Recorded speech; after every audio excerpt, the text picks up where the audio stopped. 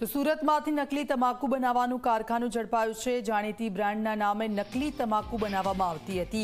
ઘરની અંદર જ ચલાવવામાં આવતું હતું આ કારખાનું। બ્રાન્ડના ભાવ કરતાં અડધા ભાવે નકલી તમાકુનું વેચાણ કરવામાં આવતું હતું। 17,000 જેટલા નકલી તમાકુના પેકેટ મળ્યા છે। 61 કિલો લૂઝ તમાકુ કબજે કરવામાં આવી છે। હર્ષદ કાછડિયા નામના વ્યક્તિની ધરપકડ। આરોપી પહેલા પણ અન્ય બ્રાન્ડની નકલી વસ્તુઓ બનાવવાના ગુનામાં ઝડપાઈ ચૂક્યો છે।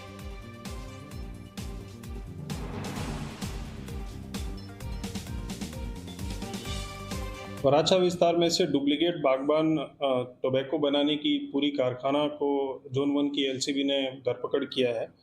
ये जो आरोपी है उसका नाम है हर्षद दलसुख भाई काछड़िया और ये पिछले 20-22 दिन से यहाँ डुप्लीकेट तंबाकू का जो पड़ीकी है वो बागबान टोबैको का पैकेट, लूज तंबाकू, छोटी लूज तंबाकू और तंबाकू बनाने की जो मशीन है उसके वेइंग स्केल है और बाकी सारी चीज़ों को मिला के कुल मुद्दा माल की कीमत 2,13,750 रुपये की डुप्लीकेट चीज़ें बरामद की है।